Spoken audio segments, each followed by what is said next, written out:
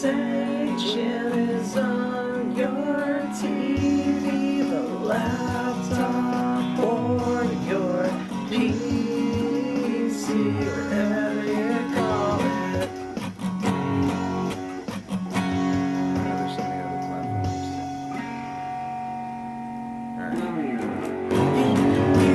Useless agenda on your Facebook, Twitter, Twitch, on your HP, wherever you want it.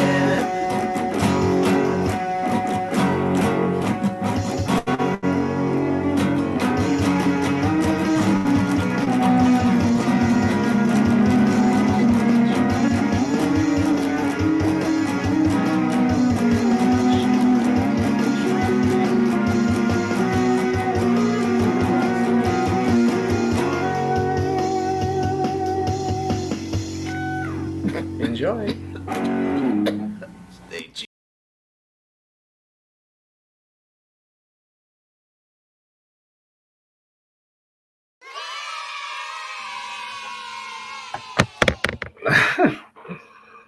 Alrighty, how's it going, party people, starflies, beautiful children? That is a weird intro. I don't remember making it, but it was kind of fun to listen to. This is the point of making like 50 different intros. That way you can just throw in new ones. Maybe you'll surprise yourself. I don't even remember making that one. That song is like from like the first episode we ever did, and back then I think I used to play it like on the guitar while it was like on standby. So we've come a long way on this show. We don't seem to have the Joe Rogan type numbers, but the very fact that we have our regulars and we have our regular viewers, we have people like Boo Boo Kitty or just the lovely Brandy, the help that we get from Spiritual Essence and Red, all the love we get from people like, Fluffy Combs and Henry Reed. All of you guys matter to me. You guys are like a family to me. I don't give a shit if I barely know you. I don't give a shit that, you guys only see me once a day. But it's the fact that you guys see me once a day to check up on what's going on. It just warms the cockles of my heart. And it really does. And we live in a world now where alternative media really needs to shine through because the corporate media is not going to give us shit.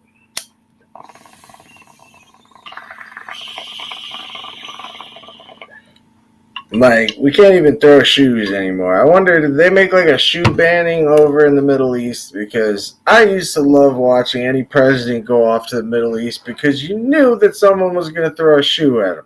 Now, I think it's a Muslim culture, but it might be a Muslim thing. But yeah, to take your shoe off and hit somebody with it is like an ultimate sign of disrespect. Now, to a layman, it would be like, well, what's so damn special? You need that shoe. Well, it's because the shoe is the dirtiest thing you own. The shoe is literally it's a piece of shit on your foot. So you're basically comparing them to the crap that you need to guide your feet from.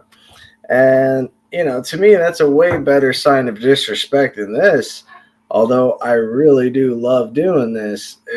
Throwing a shoe, it just makes more sense. All right, so let's go ahead and start off. Now, I wanted to call it What is Your Vice? Because I want to get into the topic of former Vice President Dick Cheyney.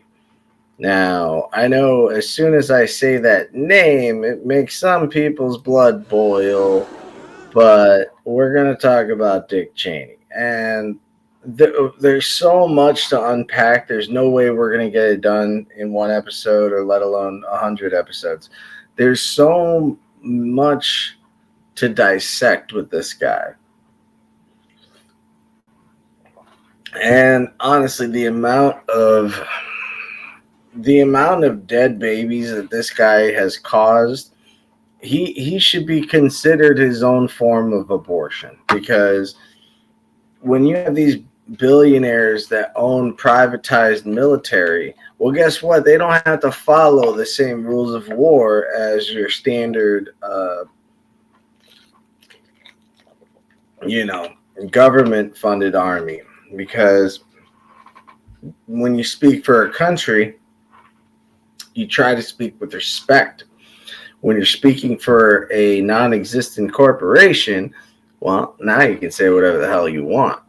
And this is the reality of it. The people that are going off into these wars are not your standard soldiers.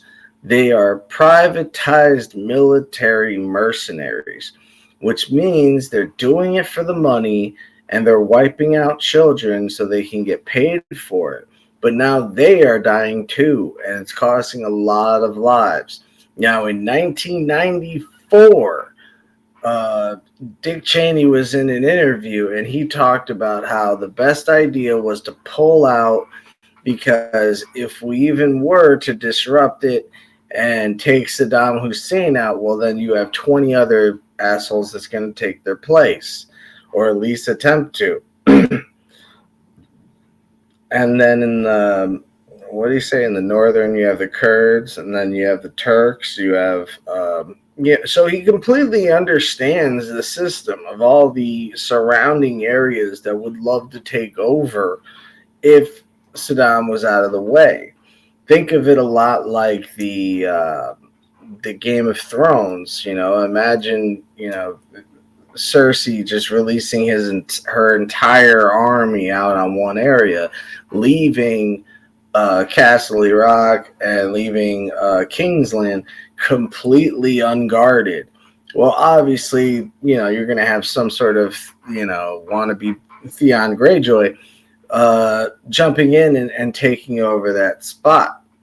And the world is filled with that at the time with privateers, which were just pirates that worked for certain companies. And we still have that today.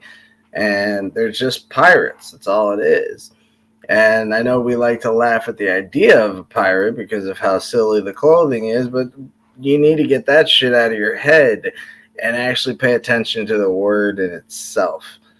So we're going to start off by watching the preview to the movie Vice, and then how the Colonel actually responds. By Cheyney, and I was amazed by how much this guy had gamed the White House and how smart he was.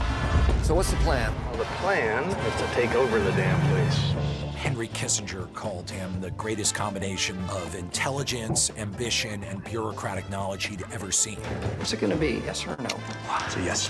You don't even know what the question is, do you? He learns very fast, and his belief was in consolidated power. Are you even more ruthless than you used to be? All these Shakespearean themes come into play very naturally. Like a puppet show, but much more enjoyable. Who wants to be an anonymous source? Make sure you work in the phrase, we don't want the smoking gun to be a mushroom cloud. That focus group through the roof. America had made a giant change from the late 70s on, and Dick Cheyney was always in the middle of it. Thank you, Congressman Cheyney. I hear you've been quite the ally. This is the most mysterious character I've ever worked on. He operates within the realm of legal exceptions, and he sees a longer game. We're gonna be right on this, are we? Yes, sir. Yes, we are. He realized that real power doesn't reside in the spotlight, and quietly changed history as much as anyone. So we're gonna do this thing, or what? I mean, is this happening? Neither branch has oversight of the VP. We can make this work. Hot damn. Bush approved all of this? Nope. So that was Adam McKay, who's the writer. So that is the preview for it. Obviously, a brutal romanticizing of one of the most disgusting, despicable people in the United States history. Do not lose sight of who Dick Cheyney is. I don't give a fuck who's writing the movie. Now, this is where narrative comes into play. And I've mentioned the danger of narrative for so goddamn long now. Narrative controls the narrative controls the direction. It controls the plot points. It controls everything.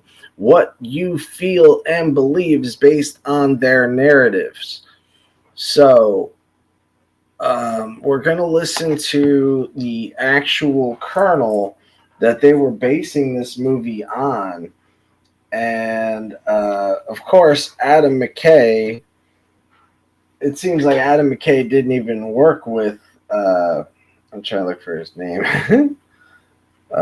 Colonel, oh my God, come on, man. Colonel Lawrence Wilkinson. So when you have Colonel Lawrence Wilkinson, who is portrayed in the movie. And so he comes onto this show to basically explain how shitty that movie in fact was. If it were to be compared to actual life. And again, this is another cherry-picked biopic. Now, right away, I would compare this to a more comedy style, but basically still along the lines of Succession and, similar movies, JFK. Where, hey, we're going to give you the idea of seeing behind the curtain only to basically be fed the same horse shit that they want you to believe in the first place. So the reason why I stopped at that point is because we have to discuss Adam McKay. Adam McKay is a Will Ferrell crew kind of guy, He makes Succession. He's made brilliant shit like Step Brothers, one of my favorite movies of all time.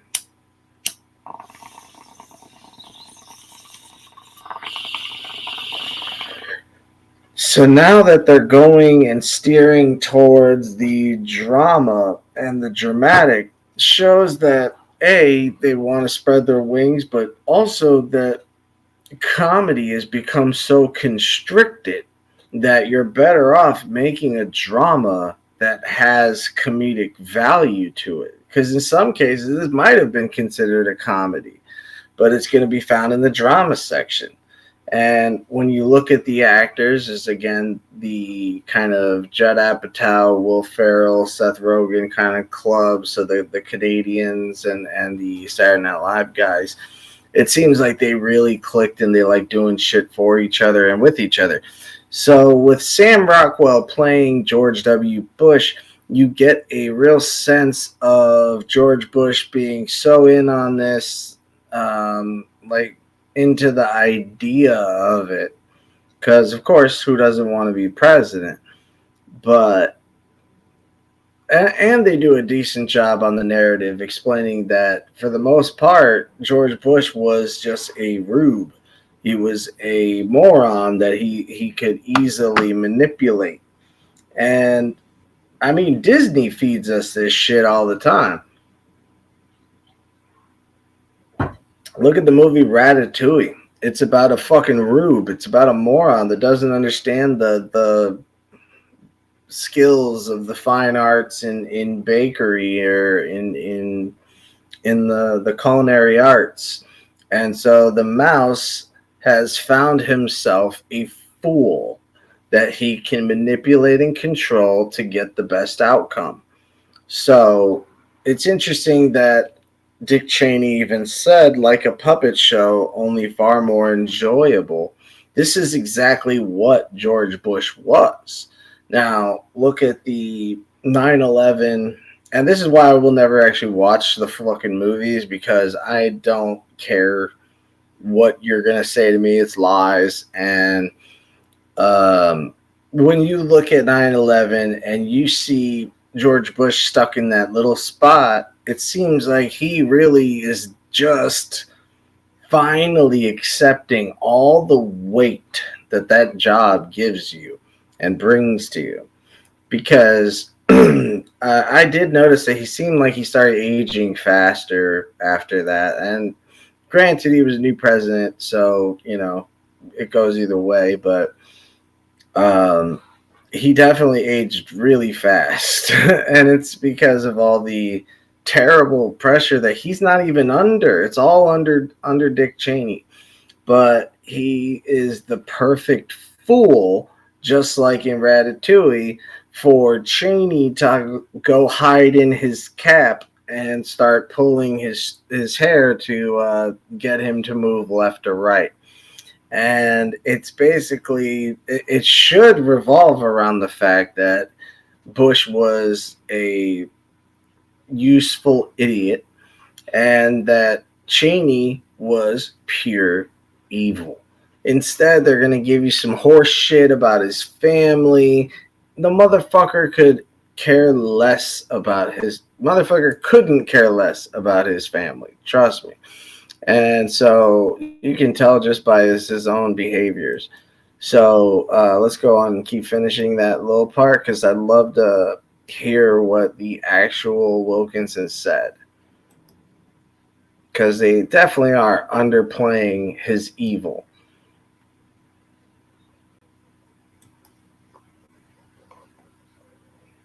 Wilkinson is an adjunct professor at the College of William and Mary, where he teaches a course on U.S. national security and an often contributor to the Real News. Thanks for joining us. Thanks for having me, Paul. So what was you went to see the film, I think, on the opening day with your family. Christmas Day, actually. Bad Christmas present. What was your first impression? My first impression was that the attempt, understandable attempt by those who made the film to achieve a balance, largely by exploring the Cheyney family and some of the problems and challenges they had, but other things too. This is Cheyney's gay daughter. Yeah. So they're going to try to bring up the fact that his daughter was gay, yada, yada, yada. But the truth was that, he really didn't give a shit. He doesn't care about anything. But they obviously probably made that into a big deal in the storyline as if that mattered to someone that cares for only himself. The gay daughter, lesbian daughter, and so forth, make them look normal, if you will, at least in that sense, was overdone. I understand, as I said, aesthetically, artistically, why they wanted to do that, but it was overdone. Cheyney was evil, and there should have been no attenuation of an attempt to display that evil. And I say that when I serve chairman of the Joint Chiefs of Staff, General Powell, and thought Cheyney, and still do, one of the best secretaries of defense we've ever had, if not the best. So, just to go ahead and keep going, because this is pretty much going to be the video we keep up. I don't really see a point in moving around. Now, to throw in just a few little notes here, this is a perfect example of how the system is our system is and has been for billionaires. They play down the amounts of his nefarious sources of income. Obviously, they're going to play down Halliburton contracts. When it comes down to the contracts, Cheyney was making from $700 to $300 million, and that's just on his own. And when it came down to PNAC, PNAC's statement was the same as the rule of Caesar. So out through the fucking 1947, blah, blah, blah, blah. My basic point here is that I get stoned and I write really bad notes. Is that, Adam McKay is trying so hard to normalize this figure. Dick Cheney working for a, company like Halliburton, having such a huge stock in Halliburton. During that time, they were making $40 billion a year. And so when you try to say that this is one of the smartest men, again, do you think smart or intelligence is I don't know, a metric is a similar metric of intelligence by how conniving they are? I don't think so. I don't think so. I mean, that could be, I could be wrong, but I don't think that nefarious and, diabolical plans, I don't think they necessarily have to come from the smartest person overall. They just have to be the most bitter and be able to see the right angles. It's still kind of ignorant because you're still focusing on one area where the average person wants to focus on multiple areas. So let's continue with listening to Wilkinson just lambasting who who Cheyney really is. In the short time that period's been in existence, or that position's been in existence. But being Secretary of Defense and having adult supervision, H.W. Bush, for example, a supremely confident president, Powell underneath him, Jim Baker over at State, being Secretary of Defense and being effective in that scenario is very different from being Vice President of the United States with a president who doesn't know his ass from the hole in the ground. And so Cheyney becomes a very... Let's keep in mind that this is, again, a colonel. So this guy knows what he's talking about. Different individual and a very evil individual. And what do you mean by evil? I mean that his purpose and his ability to implement that purpose in secret and in the open, his skill, as Kissinger well described it, as a bureaucratic entrepreneur, was used for purposes that were deleterious to, and even in some cases inimical to the extent of almost being existential, the democratic federal republic that America thinks it is.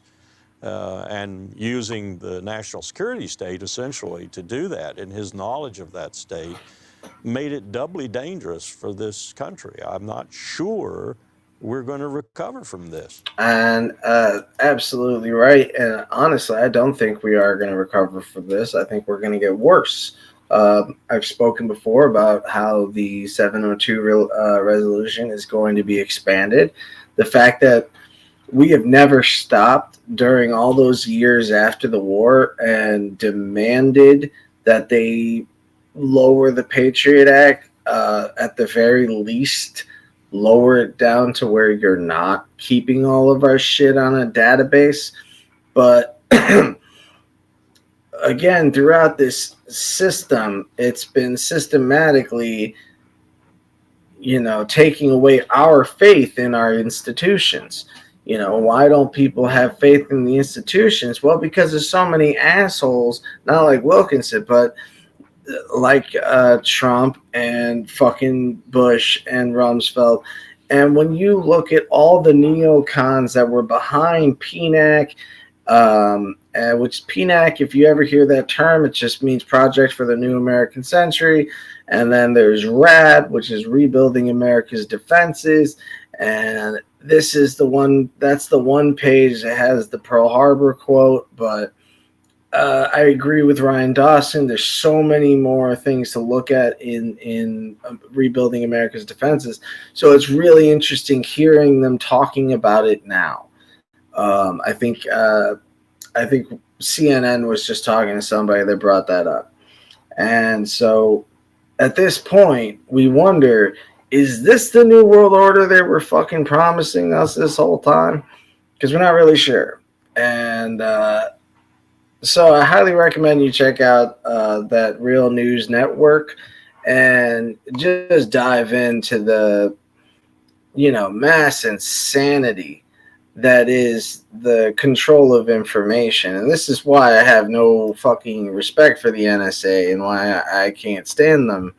And I could have a very good friend that works there, and I still love him as much, but I hate the NSA because to me, it's just another form of control, manipulation, and forcing us to not be a part of the loop that our taxes pay for, and we have every right to know. Now, again, I understand the idea of secrecy so that way other countries don't know, but you should have figured a way around that a long fucking time ago, because as an American, we should be allowed certain information and not be in the dark 24 hours a day. And right here, I'm going to show you a quote from the times of the Iran-Contra when they were trying to establish plausible deniability and how they respond to the idea of any information getting out there that we could have possibly needed. And the way they respond to it is just kind of sick. That is not a reason to reject conspiracy categorically. For example, the Iran-Contra affair was a massive government conspiracy that was hidden from the press and public for years. It happened in my lifetime, and it involved billions of dollars and multiple countries. This was the case where one part of the government didn't even know what another part of the government was doing. Tens of thousands of people were murdered.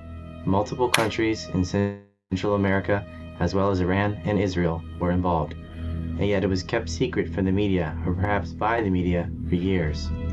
Not only was it possible to hide this from the public, most of the government was unaware of the activities of a small cabal from within. Despite long congressional hearings into the illegal weapons trade, the full scope of the money laundering through narcotics trafficking inside the United States would not be revealed for another decade. And that's our phony war on drugs, people.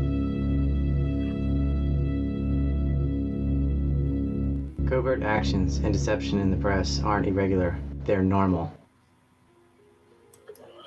Now, when it comes down to those privatized armies, this is exactly what I meant by the scary reality behind privatized militaries. And now, in America, we do this all the time. That's what places like Halliburton start out with. You know, they're weapon manufacturers, and then there are straight up mercenary groups, which are just another form of pirate. And back then they were called pirates, but they're just privateers. They are paid by one group to go sabotage another, and then when they get caught, they're just caught as a pirate. They're just caught as a fucking liar. They get hung, they get killed, they get shot. No questions asked. Everything goes back to the normal way.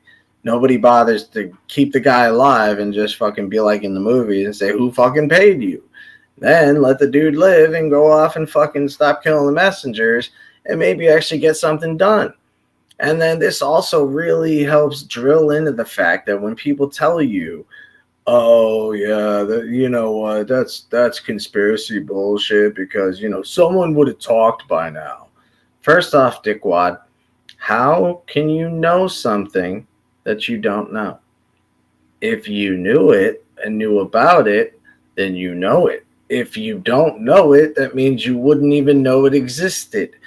And if you look at the Manhattan Project, which took hundreds of fucking employees, and this went on for how many years? Nobody speaks if they have to sign a paper that says don't fucking speak. Because if you care about your family and care about your loved ones, well then, yeah. And guess who they normally go after to work for them? People with families. You think they don't vet you? When they vet you, they're not vetting your career. They're vetting your family. They're vetting, like, what do you have that we could exploit if the time comes? And that's when you hear, again, those stupid movie lines like, you know, if you value the life of your daughter, you'll play ball. Shit like that. And if you do not fucking believe that, look at, for instance, one of the senators that did not sign the Patriot Act. Now, when the Patriot Act was in its first step, they wanted it cleared. They didn't want any questions asked. Everyone had to sign it. Now, a few senators were actual Americans, or actual patriots for that matter, and said, I don't like the idea of you spying on my citizens. So they didn't sign it. Now, what happened right after that? The anthrax scenario, where tons of newspapers were given fake anthrax that turned out to be baby powder or talcum powder or some bullshit. But 2 of them were real. And both of those fucking forms of anthrax that were found in the mail happened to go to those senators that did not want to sign the Patriot Act. So after they go off, sign, and say, fine, man, whatever, fine, just leave my family out of it. The guy that received, now I'd love to be more specific, but this is knowledge that I picked up so long ago, I forgot the names. But when you look at the Patriot Act being signed, remember, this is being televised. So there is one guy with a handheld camera from fucking, from Walmart or whatever, and he's filming the signing. Well, it turns out the guy that's holding that little camera was one of the people that got those real fucking envelopes filled with anthrax. So what I think happened was he wanted to make damn sure that he could prove that he signed it and everything went hunky-dory. It doesn't seem that far-fetched when someone's fucking sending you anthrax to kill your family. You're going to want to have proof to show them, no, I did exactly what you asked me to. Leave my family out of it. And that is how the system works. It's a scary fucking world, isn't it?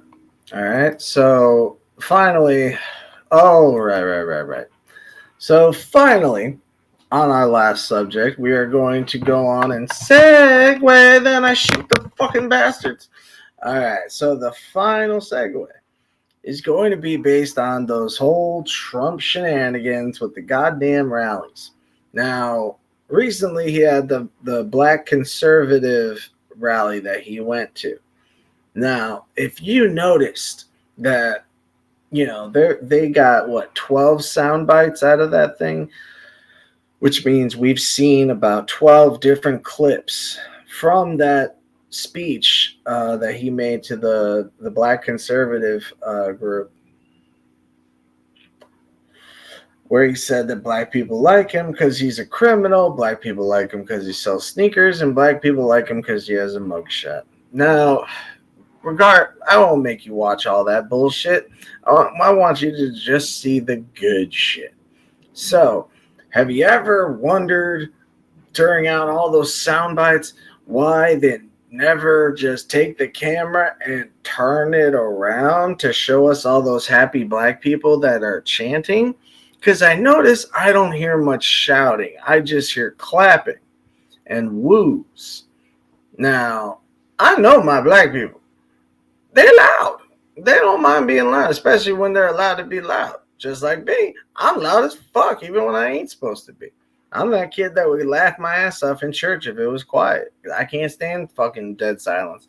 So here is your moment of zen. And since John's not doing it anymore, I'm going to do it.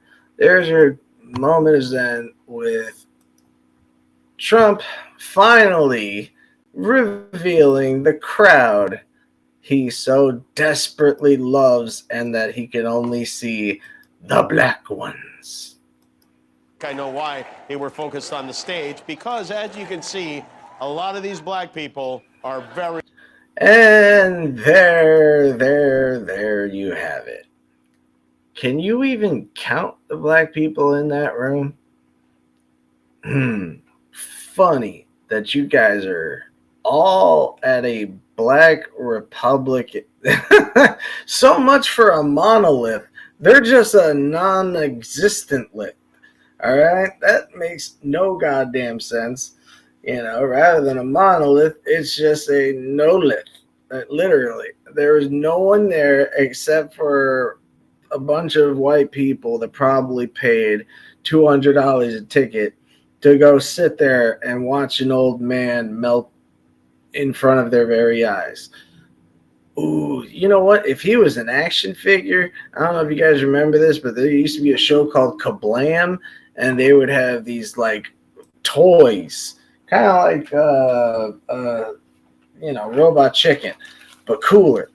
And because it was like 1997 when that shit came out, and Yeah, that's. There was a guy named Meltman who had the power to melt. A very, very stupid power. And there was Thunder Girl, who flies like thunder. All right, so overall, let's just jump back to that final thing about the movie. You know, it's just like Succession, where I don't know, Succession, or you can name a few other ones, where it's comedic actors playing serious roles. None of the fucking shit is accurate, no matter if it's fucking on the news or if it's on the TV pretending to be the news. Cheyney was pure evil. He was not ambitious for any human reasons, and he was not human, as the movie really hid his true nature. McKay claims to be so fascinated by Dick, but seemingly for all the wrong reasons. They waste time on his so-called feelings, knowing that he had none. The man was partially responsible for 3,000 plus dead Americans, as Bush sat there reading My Pet Goat rather than actually doing anything presidential. So, that is our history in a nutshell. When it is written by the winners, it is always cherry-picked. And when it's written by the losers, it's also always cherry-picked.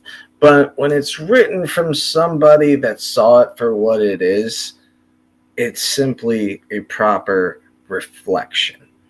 And the one thing this country needs more than anything in this world, especially its leaders, is some semblance of reflection. All right? Love you guys. Be safe. Be yourselves. And stay away from pork. And it's a Wu-Tang thing. I don't know. All right? So love you and be yourselves. I will see you on the other side. Most of all, please stay cheesy, my friends.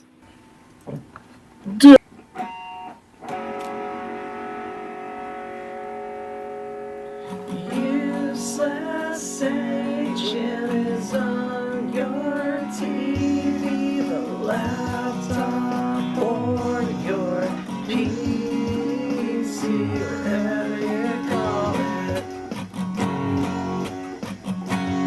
There's so many other platforms.